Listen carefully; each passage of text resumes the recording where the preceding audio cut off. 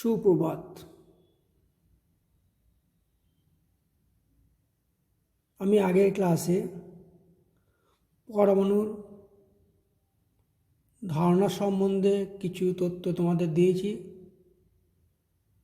এছাড়া কীভাবে ইলেকট্রন আবিষ্কার হয়, প্রোটন আবিষ্কার হয়, নিউট্রন আবিষ্কার হয় সে সম্বন্ধেও কিছু বলেছি এবং ইলেকট্রন, প্রোটন ও নিউট্রন এদের মধ্যে কম্পেয়ার করে আলোচনা করেছি। আজকে আমি তেজস্ক্রিয়তা সম্পর্কে কিছু বলবো। তেজস্ক্রিয়তা, আজকে আমি যেটা পড়াবো সেটা হচ্ছে তেজস্ক্রিয়তা।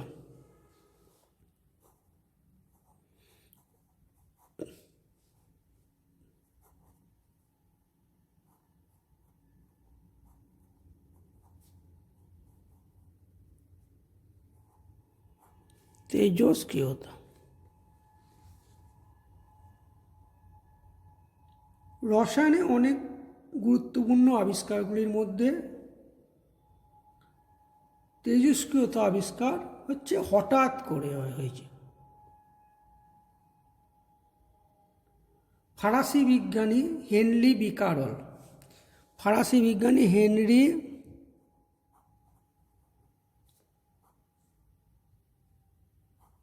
বেকারল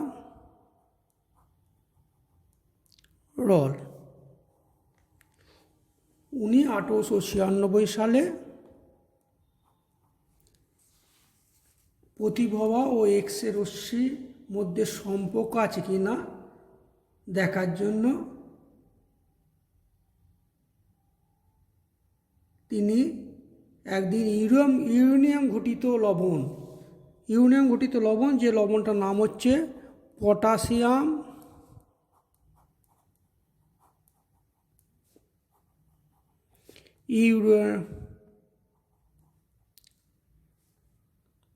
ইউরানিল সালফেট, পটাশিয়াম ইউরেনিয়াম সালফেট, যার সংকেত হচ্ছে KuO2SO4 3H2।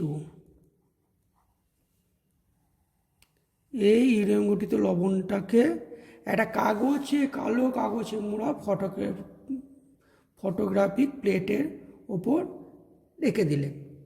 বেশ কয়েকদিন পর উনি দেখলেন যে ওই ফটোগ্রাফিক প্লেটের ওপর যে ইউরেনিয়াম ঘটিত যে লবণটা নিয়েছি সেই লবণের ক্লাসে একটা ছবি উঠে পড়েছে, একটা ছবি উঠে গেছে। ওই লবণের যেমন আকৃতি তেমনি একটা ছবি উঠে গেছে। তিনি অবাক হয়ে ভাবতে থাকলেন যে অন্ধকারে কোন আলোক শক্তি ওই ফটোগ্রাফ প্লেট, ওই অন্ধকারে কোন আলোক শক্তি ওই কালো কাগজ মোড়া ফটোগ্রাফিক প্লেটটাকে আক্রমণ করে। এরকম অনেক ভাবনা চিন্তা করে আরও বেশ কিছু চিন্তা ভাবনা করে তিনি একটা সিদ্ধান্ত আসেন যে নিশ্চয়ই ওইখানে রেখেছিলেন কি অন্ধকার ঘরের মধ্যে কি রেখেছিলেন না পটাশিয়াম ইউরানিল সালফেটের লবণ, ইউরেনিয়াম ঘটিত লবণ। তাহলে এই লবণটা রাখার ফলেই আক্রমণ নষ্ট হয়েছে ফটোগ্রাফ প্লেটটা। অতএব এইখান থেকে কোনো অদৃশ্য আলোক শক্তি ওই ফটোগ্রাফি প্লেটটাকে আক্রমণ করেছে এবং তিনি এই সিদ্ধান্ত আসেন যে ইউরেনিয়াম ঘটিত লবণ থেকে এইরকম অদৃশ্য রশ্মি স্বতঃস্ফূর্তভাবে সবসময় নির্গত হতে থাকে, যাকে কোনো অবস্থায় নিয়ন্ত্রণ করা যায় না। ইউরেনিয়াম ঘটিত এই লবণ থেকেই একরকম অদৃশ্য রশ্মি স্বতঃস্ফূর্তভাবে সবসময় নির্গত হতে থাকে, যাকে কোনো অবস্থাতে নিয়ন্ত্রণ করা যায় না। আর একটা সিদ্ধান্ত উনি এলেন যে এই রশ্মি অন্য কালো কাগজে মোড়া ফটোগ্রাফিক প্লেটকে আক্রমণ করে। এছাড়া পাতলা ধাতব পাতকেও অতিক্রম করে।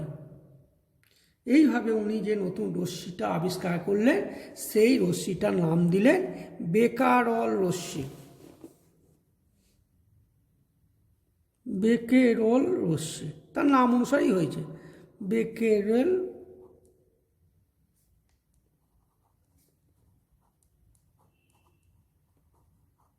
রশ্মি। পরে মাদাম কুরি এই রশ্মির নাম দেন তেজস্ক্রিয় রশ্মি।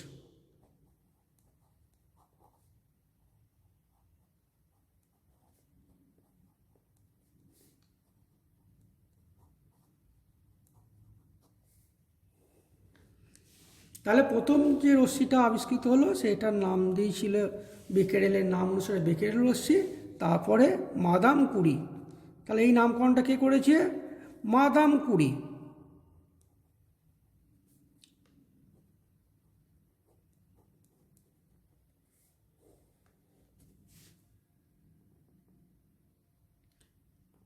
আমরা জানি না, তবু একটু বলে দিচ্ছি যে তেজস্ক্রিয়তার সংজ্ঞা কী, তেজস্ক্রিয়তা কাকে বলে। আমরা এই তেজস্ক্রিয় রশ্মি বলছি, তেজস্ক্রিয়তা কাকে বলে? যে ধর্মের প্রভাবে সাধারণত ভারী মৌলের পরমাণু নিউক্লিয়াস যে কোনো অবস্থায় নিজে থেকেই স্বতঃস্ফূর্তভাবে অবিরাম গতিতে বিভাজিত হয়ে নতুন মৌলের পরমাণু নিউক্লিয়াসে পরিণত হতে থাকে এবং সেই সঙ্গে বিশেষ ধরনের অদৃশ্য রশ্মি বিকিরণ করে। এই যে অদৃশ্য রশ্মি বিকিরণ করে সেই বিকিরণের হারটা শুধু নির্দিষ্ট মৌল বা মৌলের পরিমাণের উপর নির্ভর করে, কিন্তু তাপমাত্রা, চাপ, আলো, অনুঘটক বা রাসায়নিক বিক্রিয়া কোনো কিছুর দ্বারাই প্রভাবিত হয় না। মৌলের এই ধর্মকেই তেজস্ক্রিয়তা বলা হয়। তার মানে এই যে রশ্মিটা নির্গত হয় এই রশ্মিটা কিন্তু তাপমাত্রা, চাপ, আলোক বা রাসায়নিক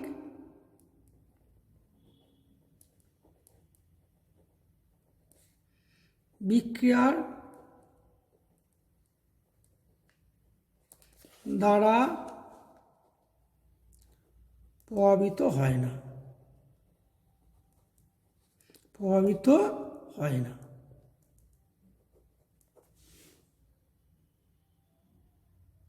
যে মৌলগুলির মধ্যে এই ধর্ম দেখা যায় সেই মৌলগুলোকে বলা হয় তেজস্ক্রিয় মৌল। যে মৌলগুলোর মধ্যে এই ধর্মটা দেখা যায় সেই মৌলগুলোকে বলা হয় তেজস্ক্রিয় মৌল। আর যে রশ্মিটা এই মৌলগুলো থেকে বেরোয় সেই রশ্মিটাকে বলা হচ্ছে তেজস্ক্রিয় রশ্মি। তেজস্ক্রিয় পদার্থ।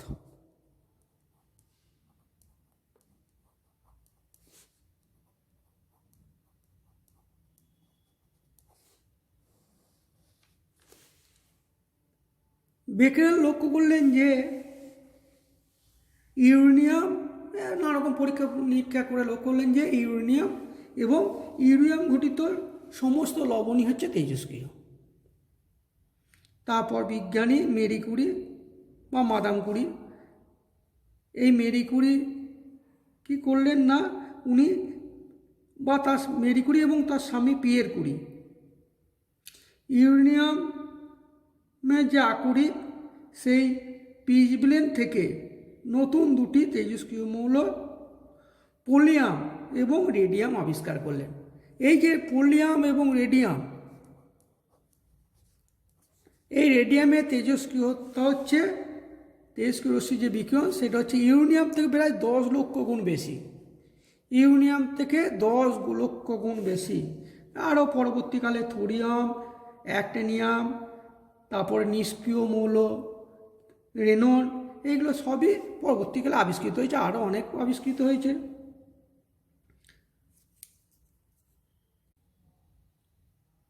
স্বাভাবিক তেজস্ক্রিয় মৌল। এই স্বাভাবিক তেজস্ক্রিয় মৌল কাকে বলা হয়? প্রকৃতিতে পাওয়া যায় এমন তেজস্ক্রিয় মৌলকে স্বাভাবিক তেজস্ক্রিয় মৌল বলে। এই জাতীয় মৌলগুলো থেকে স্বতঃস্ফূর্ত যে তেজস্ক্রিয়তাকে বলা হয় স্বাভাবিক তেজস্ক্রিয়তা। যেমন ইউরেনিয়াম, রেডিয়াম, পোলিয়াম, থোরিয়াম, অ্যাক্টিয়াম প্রভৃতি মৌলগুলো হলো স্বাভাবিক তেজস্ক্রিয় মৌল। কৃত্রিম তেজস্ক্রিয়তা, কতগুলি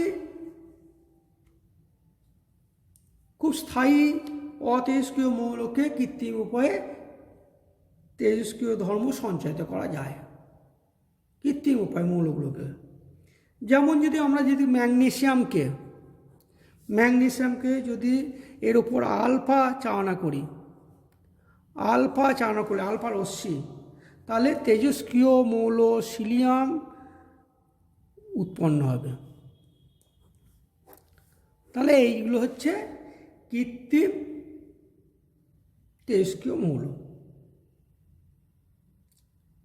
আলফা, বিটা, গামা রশ্মির প্রকৃতি ও ধর্ম। আলফা, বিটা ও গামা রশ্মির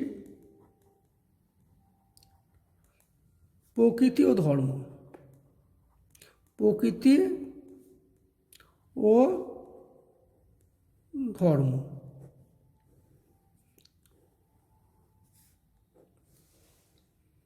1902 খ্রিস্টাব্দে রাদারফোর্ড তেজস্ক্রিয় মৌলের রশ্মির প্রকৃতি জানান নিচের একটা পরীক্ষার মাধ্যমে।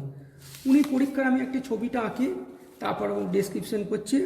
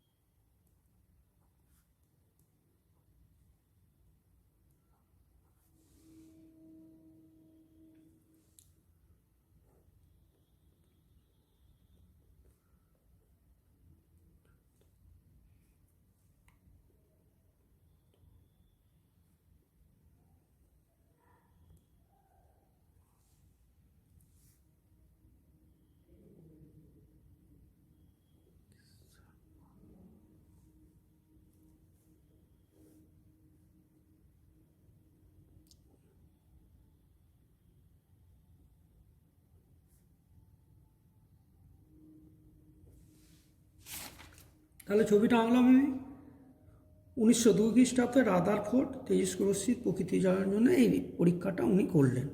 উনি পরীক্ষাটা কি নিলেন না, তেজস্ক্রিয় পদার্থ হিসাবে রেডিয়াম লবণ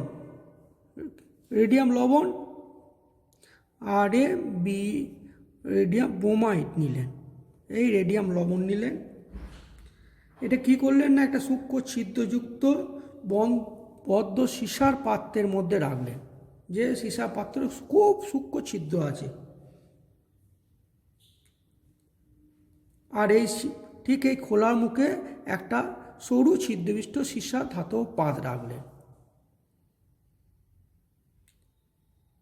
এবং এই পাতের সামনে একটা ধাতব প্লেট ফটোগ্রাফিক প্লেট রাখলেন।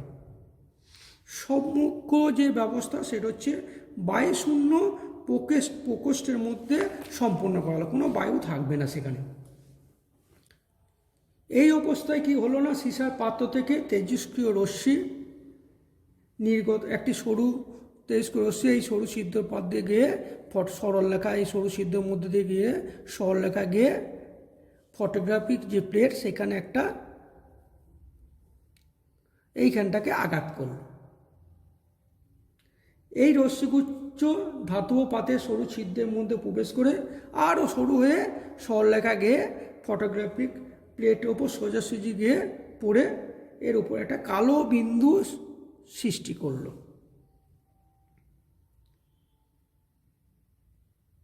এই রশ্মিটিকে যদি শক্তিশালী চৌম্বক ক্ষেত্র বা তড়িৎ ক্ষেত্রের মধ্য দিয়ে অতিক্রম করানো হয়, তাহলে কি দেখা যাবে না, ফটোগ্রাফিক প্লেটের উপর আগের যে বিন্দু ছিল সে বিন্দুটি ছাড়া আরও দুটো কালো বিন্দু স্পট পড়েছে, দাগ পড়েছে। দুটো যে আগের বিন্দুটা ছিল তার দুটো বিপরীত পাশে। এই পরীক্ষা দ্বারা জানা গেল যে তড়িৎ ক্ষেত্রের মধ্যে দিয়ে যাওয়ার সময় তেজস্ক্রিয় রশ্মি তিনটি অংশে বিভক্ত হয়ে যাচ্ছে। একটা রশ্মি খুব কাছাকাছি, দেখো আগে যে বিন্দু ছিল সেই বিন্দুর খুব কাছাকাছি একটা রশ্মি স্পট দাগ ফেলেছে, আর একটা রশ্মি একটু আগের বিন্দু থেকে তার বিপরীত দিকে আরও দূরে পড়েছে। এই দুটো রশ্মি হচ্ছে, যেটা দেখো নেগেটিভ প্রান্ত দিয়ে ঘেঁষে গেছে সেই রশ্মিটাকে বলা হচ্ছে আলফা রশ্মি নাম দিলেন, আর সেটা আলফা রশ্মি, আর যেটা একটু দূরে গিয়ে পড়েছে এবং পজিটিভ রশ্মির ধার ঘেঁষে গেছে সেটাকে বিটা রশ্মি বলে। আর যে রশ্মিটা কোনো বিক্ষেপ হয় না, কিচ্ছু হয় না, সরলরেখায় গিয়ে বিন্দুতে স্পট পড়েছে সেটাকে গামা রশ্মি বলে। আলফা কণার প্রকৃতি। আলফা কণা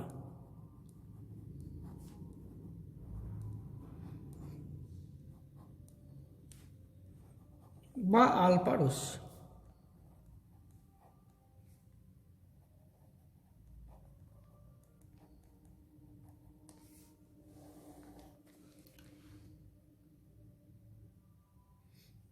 যে রশ্মিটি চুম্বক ও তড়িৎ ক্ষেত্রের মধ্যে দিয়ে যাওয়ার সময় নিজের স্বাভাবিক গতিপথ থেকে বিচ্যুত হয়ে নেগেটিভ মেরুর দিকে সামান্য হেলে যায়, সেইটি হলো আলফা কণার সমন্বয়ে গঠিত আলফা রশ্মি। আলফা কণার ভর এবং ভরবেগ বিটা যে রশ্মির তার থেকে অনেক বেশি হওয়ার জন্য তড়িৎ ক্ষেত্রের বিক্ষেপের পরিমাণটা বিটার চেয়েও কিছুটা কম। প্রকৃতি।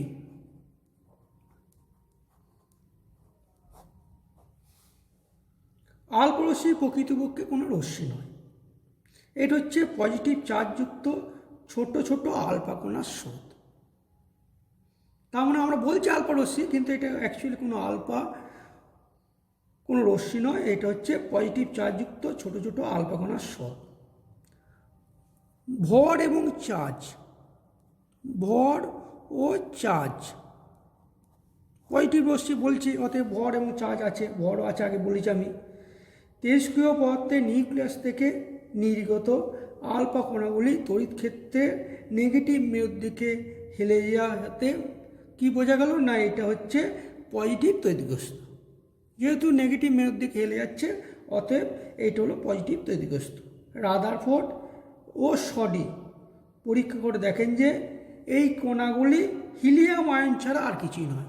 এই যে আলফা কণা, এই আলফা কণাগুলি হিলিয়াম ছাড়া কিচ্ছু নয়, হিলিয়াম আয়ন ছাড়া কিচ্ছু নয়, হিলিয়াম আয়ন ছাড়া কিচ্ছু নয়। একটি আলফা কণার ভর একটি প্রোটনের ভরের 4 গুণ, অর্থাৎ ভর হচ্ছে 4 AMU সমান হচ্ছে 6.642 ইন্টু 10⁻⁻24 গ্রাম।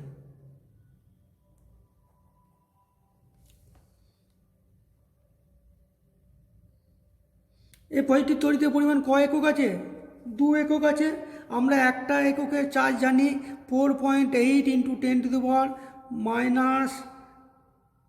4.8 ইন্টু 10⁻10 কি ESU, তাহলে দুটো থাকলে কী হবে ইন্টু 2, তাহলে হচ্ছে 9.6 ইন্টু 10⁻10 ESU। কুলম করলে 3.2 ইন্টু 10⁻19 -19 কুলম। কোনো তেজস্ক্রিয় মৌলের নিউক্লিয়াস থেকে যদি একটা আলফা কণা বেরিয়ে যায় তাহলে একটা নতুন পরমাণু সৃষ্টি হয়। যে নতুন পরমাণুটা সৃষ্টি হবে সেই পরমাণুটার ভর আগের যে পরমাণুটা ছিল তার থেকে 4 একক কমে যাবে এবং পরমাণু ক্রমাঙ্ক 2 একক কমে যাবে।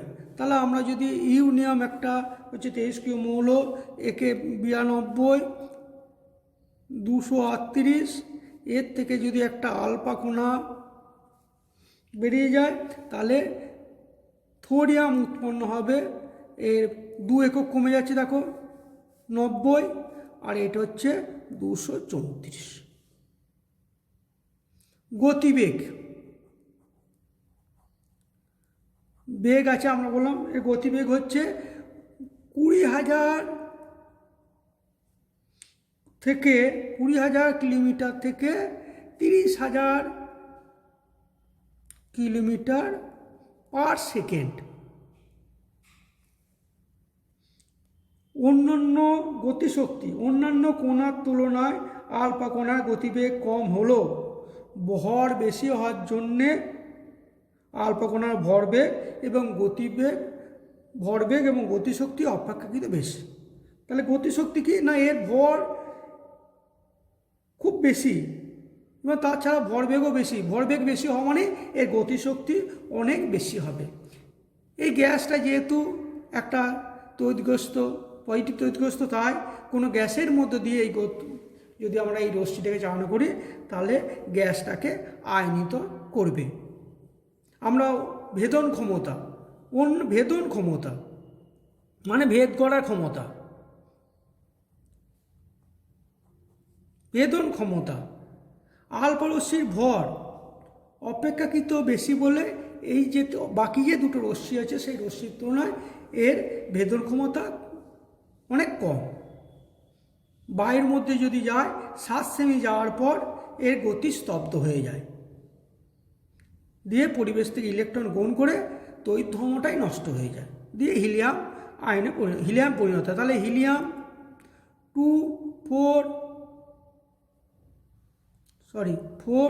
2+ এখান থেকে দুটো যদি ইলেকট্রন সংগ্রহ করে তাহলে হিলিয়াম পরিণত হয়ে যাবে।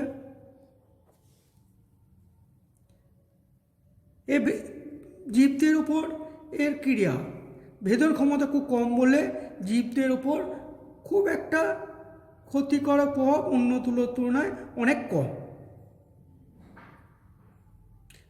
নেক্সট বিটা রশ্মি বা বিটা কণা। বিটা রশ্মি বা বিটা কণা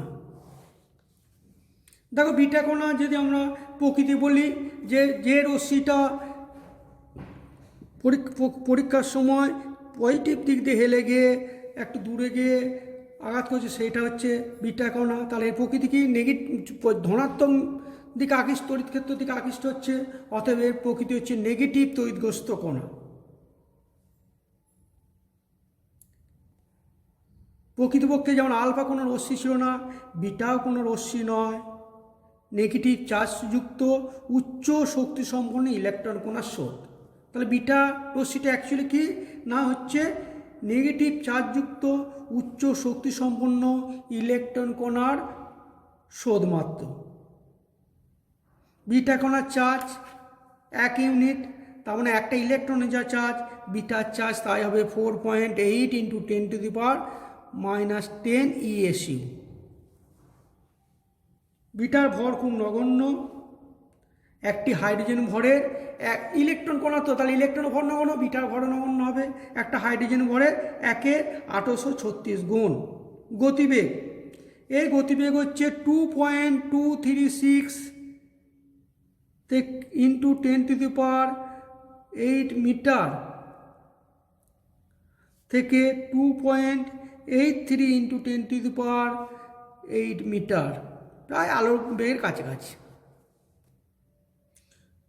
গতিশক্তি বিটার ভর নগণ্য, তাহলে ভরবেগও কম হবে, অতএব গতিশক্তিও কম, আলফার থেকে কম। ভেদন ক্ষমতা আলফা রশ্মির থেকে বেশি, কিন্তু গামা রশ্মির থেকে কম। প্রায় 7 মিমি পুরু অ্যালুমিনিয়াম পাতকে, 7 মিমি প্লাস প্রায় 5 মিমি অ্যালুমিনিয়াম পাতকে কি করে না, পাতকে একবারে ভেদ করে চলে যেতে পারে। গ্যাসকে আয়নিত করা হয়, ভরটা খুব নগণ্য বলে গ্যাসকে আয়নিত করার ক্ষমতা অনেক কম। আচ্ছা, বিটা রশ্মিকে আমরা কি বললাম, যে ইলেকট্রন কণার স্রোত। তাহলে বিটা, এমনি বিটা রশ্মি, বিটা বা বিটা কণা এবং ইলেকট্রনের মধ্যে কি পার্থক্য? দেখো, উভয় ভর আধান সব সমান,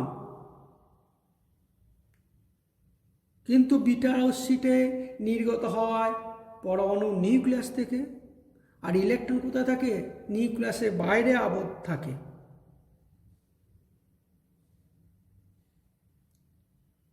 কোনো নিস্তড়িত পরমাণু থেকে ইলেকট্রন বর্জিত হলে কি হয়, পরমাণুটা নিউক্লিয়াস পরিবর্তন হয় না, নিউক্লিয়াস কোনো পরিবর্তন হবে না, শুধু পরমাণুটি পজিটিভ তড়িৎগ্রস্ত কণা হবে। তার মানে একটা ইলেকট্রন বেরিয়ে গেলে হচ্ছে পজিটিভ, আধিক্য হলে পজিটিভ তড়িৎগ্রস্ত কণা হবে। কিন্তু কোনো পরমাণু নিউক্লিয়াস থেকে যদি আমরা বিটা কণা বার করি, তাহলে কি দেখব না, বিটা কণা বেরিয়ে গেলে দেখব যে বিটার বেরিয়ে যাওয়ার ফলে পরমাণু যে ক্রমাঙ্ক ছিল সেই ক্রমাঙ্কটা 1 একক বেড়ে যাবে। পরমাণু যে ক্রমাঙ্ক ছিল সেই ক্রমাঙ্কটা 1 একক বেড়ে যাবে। যেমন আমি দুটোই উদাহরণ দিচ্ছি, Na থেকে একটা ইলেকট্রন বেরিয়ে গেলে Na প্লাস হবে, আর থোরিয়াম থেকে, ধরো থোরিয়াম 90 234, সেইখান থেকে যদি একটা বিটা বেরিয়ে যায়, তাহলে কি দেখব না, একবারে পেলিয়াম, মানে একবারে তো নতুন মৌল আবিষ্কৃত হয়ে যাচ্ছে।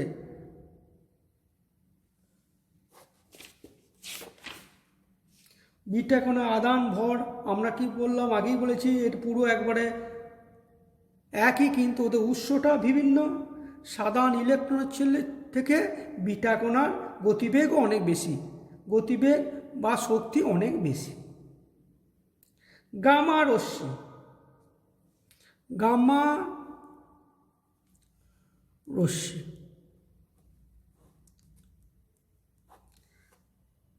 গামা রশ্মির প্রকৃতি কি না, এটা তড়িৎ ক্ষেত্র বা চৌম্বক ক্ষেত্র দ্বারা প্রভাবিত হয় না। এই রশ্মি, এর দ্বারা কি প্রমাণিত হয়, গামা রশ্মি হলো তড়িৎ চুম্বকীয় বিকিরণ যার মধ্যে উচ্চ গতিসম্পন্ন ফোটন বর্তমান। এই রশ্মির তরঙ্গ দৈর্ঘ্য অনেক কম, তরঙ্গ দৈর্ঘ্য কম, 10⁻⁻14 মিটার তরঙ্গ দৈর্ঘ্য, অর্থাৎ এক্স রশ্মির চেয়ে এর তরঙ্গ দৈর্ঘ্য কম। এর গতিবেগ আলোর গতিবেগের সমান। আলোর গতিবেগ কত, 3 × 10⁸ মিটার পার সেকেন্ড। এর ভরও নেই, চার্জও নেই, কোনো এটা নিস্তড়িত। গ্যাস ভর এবং চার্জ না থাকার জন্যে গ্যাসকে আয়নিত করার ক্ষমতাও খুব কম।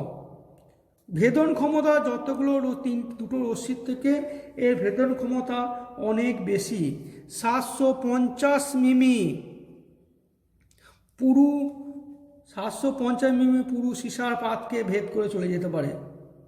কোনো তেজস্ক্রিয় মৌলে নিউক্লিয়াস থেকে গামারশ্মি নির্গত হলে পরমাণুটির ভর বা চার্জের কোনো পরিবর্তন হয় না, শুধু নিউক্লিয়াসের শক্তি কমে যায়।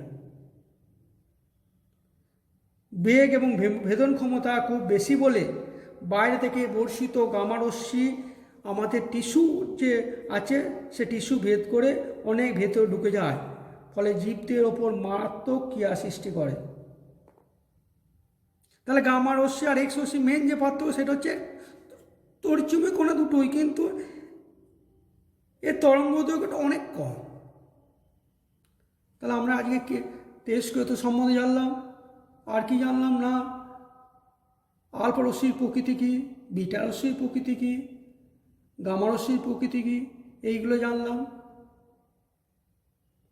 আর ওদের চার্জের কি, তারপরে আমরা তিনজনের মধ্যেই যদি কোনো কম্পেয়ার আসে সেগুলো আমরা এবার বলতে পারবো।